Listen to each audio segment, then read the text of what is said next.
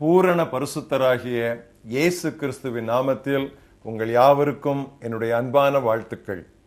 இந்த நாளிலே நம்முடைய தியானத்தின் தலைப்பு துரும்பையா பார்ப்பது, ஸ்பெக் ஆர் பிளாங்க்.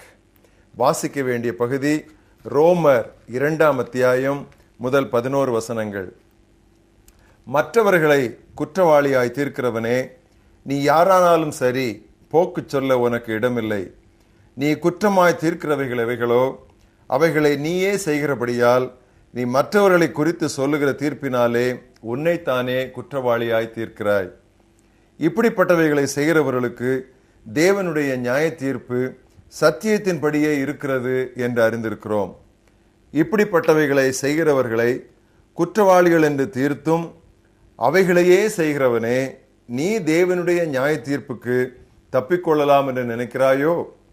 அல்லது தேவ தயவு நீ குணப்படும்படி உன்னை ஏவுகிறது என்று அறியாமல் அவருடைய தயவு, பொறுமை, நீடிய சாந்தம் இவைகளின் ஐசுவரியத்தை அசட்டை பண்ணுகிறாயோ? உன் மன கடினத்திற்கும் குணப்படாத இருதயத்திற்கும் ஏற்றபடி தேவனுடைய நீதியுள்ள தீர்ப்பு வெளிப்படும் கோபாக்கினை நாளிலே உனக்காக கோபாக்கினையை குவித்துக் கொள்கிறாயே. தேவன் அவனவனுடைய கிரியைகளுக்கு தக்கதாய் அவனவனுக்கு பலன் அளிப்பார். சோர்ந்து போகாமல் நற்செயல்களை செய்து மகிமையையும் கனத்தையும் அழியாமையும் தேடுகிறவர்களுக்கு நித்திய ஜீவனை அளிப்பார். சண்டைக்காரராயிருந்து சத்தியத்திற்கு கீழ்ப்படியாமல் அநியாயத்திற்கு கீழ்ப்படிந்திருக்கிறவர்களுக்கோ உக்கிர கோபாக்கினை வரும். முன்பு யூதரிலும் பின்பு கிரேக்கரிலும் பொல்லாங்கு செய்கிற எந்த மனுஷ ஆத்மாவுக்கும் உபத்திரமும் வியாகுலமும் உண்டாகும். முன்பு யூதரிலும் பின்பு கிரேக்கரிலும் எவன் நன்மை செய்கிறானோ அவனுக்கு மகிமையும் கனமும் சமாதானமும் உண்டாகும். தேவனிடத்தில் பாரபட்சம் இல்லை. இன்றைய மனப்பாட வசனம் மத்தேயு 7ஆம் அத்தியாயம் 1ஆம் வசனம். நீங்கள் குற்றவாளிகள் என்று தீர்க்கப்படாதபடி மற்றவர்களை குற்றவாளிகள் என்று தீர்க்காதீர்கள். Judge not that you be not judged. நாம் ஆள்காட்டி விரலை பிறருக்கு நேராக நீட்டி அவர்களை குறை சொல்லும் போது மற்ற 3 விரல்களும் நமக்கு நேராகவே நீட்டப்பட்டுள்ளன என்பதை மறந்து விடுகிறோம்.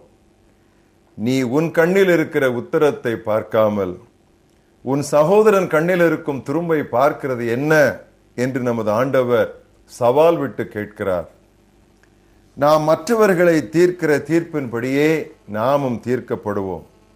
நாம் மற்றவர்களுக்கு அளக்கிற அளவின்படியே நமக்கும் அளக்கப்படும் என்பதை நாம் எப்பொழுதும் நினைவிற்கொள்ள வேண்டும். மற்றவர்களை குற்றவாளியாய் தீர்க்கிறவனே, நீ யாரானாலும் சரி, சாக்கு போக்கு சொல்ல உனக்கு இடமில்லை. நீ குற்றமாய் தீர்க்கிறவைகள் எவைகளோ அவைகளை நீயே செய்கிறபடியால் நீ மற்றவர்களை குறித்து சொல்லுகிற தீர்ப்பினாலே உன்னைத்தானே குற்றவாளியாய் தீர்க்கிறாய். கடவுளுடைய நியாயமான தீர்ப்பும் கோபமும் வெளிப்படும் நாளிலே உனக்காக தண்டனையை குவித்துக் கொள்கிறாயே. இறை மக்கள் மீது குற்றம் சாட்டுதல் சாத்தானின் குணம். அவனை குறித்து வெளிப்படுத்தல் 12ஆம் அத்தியாயம் 10ஆம் வசனத்தில் இப்படி வாசிக்கிறோம். இரவும் பகலும் நம்முடைய தேவனுக்கு முன்பாக நம்முடைய சகோதரர் மேல் குற்றம் சுமத்தும் பொருட்டு அவர்கள் மேல் குற்றம் சாட்டுகிறவன் தாழ தள்ளப்பட்டு போனான். அவனுடைய பெயரே குற்றம் சாட்டுகிறவன் தான். மற்றவர்களை விட நான் நல்லவன் என்ற எண்ணம் வந்தாலே நமது பக்தி எல்லாம் வீணானது என்று பொருள். அப்படி நினைத்த பரிசேயனின் ஜெபத்தை ஆண்டவர் ஏற்றுக்கொள்ளவில்லையே. தேவாலயத்திலே பலிபீடத்தினிடத்திலே அவன் வந்து, ஆண்டவரே, நான் அதை செய்கிறேன், இதை செய்கிறேன், அதை செய்கிறேன், இதை செய்கிறேன், இந்த பரிசேயனை போல நான் இல்லை என்று அவன் ஆண்டவருக்கு முன்பாக, இந்த ஆயக்காரனை போல நான் இல்லை என்று சொல்லி அவனுடைய பரிசேய மார்க்கத்தை குறித்து ஒரு பெரிய பெருமை தம்பட்டம் அடித்துக் கொண்டிருந்தான். அவர் ஒன்றும் பெறாமல் வெறுமையாக தன் வீட்டிற்கு போனான் என்று ஆண்டவர் சொன்னார். ஒருவரை ஒருவர் தங்களிலும் மேன்மையுள்ளவர்களாக எண்ண வேண்டும் என்கிறது திருமறை. கனம் பண்ணுகிறதிலே நாம் ஒருவரை ஒருவர் முந்திக் கொள்ள வேண்டுமா? மற்றவர்களிடத்தில் நாம் உண்மையான மனதுடன் அன்பு கூறும் போது அவர்களது குறைகள் நமக்கு பெரிதாக தெரியாது. எனவேதான் நீதிமொழிகள் 10:12 வாசிக்கிறோம், அன்பு எல்லா பாவங்களையும் மூடும். விசுவாசத்தில் பலம் குன்றியவர்களை அணைத்துக் கொள்வதுடன் அவர்களது மனதில் உள்ள ஐயங்களையும் நாம் குற்றமாய் நிர்ணயிக்க கூடாது என்று தேவனுடைய வார்த்தை நமக்கு திட்டமாக சொல்லி இருக்கிறது. இறைப்பணியாளர் யாரையும் நாம் அவதூறு பண்ணக்கூடாது. அவர்களை குற்றவாளியாக தீர்க்கிறதற்கு நாம் யார்? அவர்கள் நின்றாலும் விழுந்தாலும் அவர்களுடைய ஆண்டவருக்கே அவர்கள் உத்தரவாதிகள். அவர்களை நிலைப்படுத்த கடவுள் வல்லவராயிருக்கிறார். இதோ நம்மை பார்த்து ஒரு கேள்வி வருகிறது, மற்றொருவனுடைய வேலைக்காரனை குற்றவாளியாக தீர்க்கிறதுக்கு நீ யார்? அவன் நின்றாலும் விழுந்தாலும் அவனுடைய எஜமானுக்கே அவன் உத்தரவாதி. அவன் நிலைநிறுத்தப்படுவான். தேவன் அவனை நிலைநிறுத்த வல்லவராயிருக்கிறாரே. நம்முடைய குறைகளை பிறர் கூறி திருவதை நாம் விரும்புவதில்லையே. அப்படியானால் நாம் மட்டும் ஏன் பிறருடைய குறைகளை கூறி அவர்களை ஏன் தூற்றி திரிய வேண்டும்? இயேசு கிறிஸ்து மிக அழகாக சொன்னார் தன்னுடைய மலைப்பிரசங்கத்திலே, மனிதர் உங்களுக்கு எவைகளை செய்ய விரும்புகிறீர்களோ அவைகளையே நீங்களும் அவர்களுக்கு செய்யுங்கள். நாம் மற்றவர்களிடம் இரக்கமற்று நடந்து கொண்டால் நமது மூடத்தனத்தை புரிந்து கொள்ளும்படியான சூழல்களை கடவுள் நம்முடைய வாழ்வில் கொண்டு வருவார். நம்மை நாமே அடிக்கடி பரிசீலித்துக் கொண்டால் மற்றவர்களிடம் குறை காண நமக்கு நேரமில்லாமல் போகும். பூரண பரிசுத்தரே, நீர் ஒருவரே எல்லாம் அறிந்தவர். உம்மால் மட்டுமே நியாயமாய் தீர்ப்பளிக்க முடியும். அந்த வேலையை நான் கையில் எடுத்து உமது கோபத்தை சம்பாதித்து கொள்ள வேண்டாம் ஐயா. நீங்கள் குற்றவாளிகள் என்று தீர்க்கப்படாதபடி மற்றவர்களை குற்றவாளிகள் என்று தீர்க்காதீர்கள்.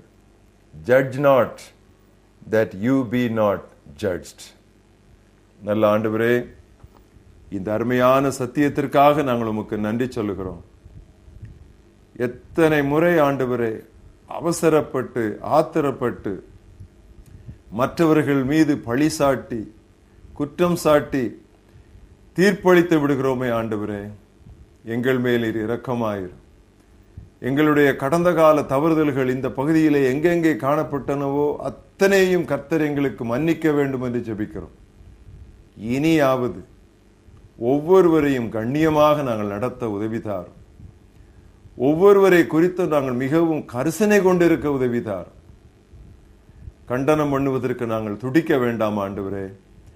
குறைவுகள் மற்றவரிடத்தில் இருந்தால் உண்மையான கரிசனையோடு அவர்களுக்கு நாங்கள் உதவி செய்ய அப்படிப்பட்ட ஒரு ஆவியை, அப்படிப்பட்ட ஒரு மனதை, அப்படிப்பட்ட ஒரு உள்ளத்தை நீர் எங்களுக்கு தர வேண்டும் என்று நாங்கள் ஜெபிக்கிறோம். நாங்கள் மற்றவர்களை தீர்க்கிற தீர்ப்பின்படி நீர் எங்களை தீர்க்க துவங்குவீரானால் ஆண்டவரே, நாங்கள் நிர்மூலமாகி விடுவோம். நிற்க முடியாத உம்முடைய பரிசுத்த சமூகத்தில் ஆண்டவரே, உமக்கு முன்பாக பயபக்தியோடு இருந்து எங்களுடைய உடன் சகோதர சகோதரிகளுடைய பக்தி விருத்தியையே எங்களுடைய பிரதானமான குறிக்கோளாக நாங்கள் கொள்ள, அதற்காகவே பாடுபட, அதற்காகவே ஜெபிக்க, வாயை திறந்து அவர்களை குறித்து பேசினால் அதற்காகவே பேச கர்த்தர் உதவி செய்ய வேண்டும் என்று நாங்கள் ஜெபிக்கிறோம். எங்கள் கண்களில் உள்ள உத்திரங்களை எல்லாம் கர்த்தாவே நாங்கள் தூர தூக்கி எரிந்துவிட கர்த்தாவே நீர் எங்களுக்கு தற்பரிசோதனையின் ஆவியை தர வேண்டும் என்று நாங்கள் ஜெபிக்கிறோம். குனிந்து எங்கள் இருதயத்தை நாங்கள் பார்க்கட்டும் ஆண்டவரே. உம்முடைய சமூகத்திலே இந்த நாளிலே இந்த குறிப்பிட்ட சத்தியத்திற்கு நாங்கள் முழுவதுமாக கீழ்ப்படிவோம் என்று சொல்லி நாங்கள் எங்களை அர்ப்பணிக்கிறோம். அப்படியே செய்ய நீர் எங்களுக்கு உதவி அருளும். இயேசு கிறிஸ்துவின் நாமத்தில் ஜெபம் கேளும் எங்கள் ஜீவனுள்ள பிதாவே, ஆமென்.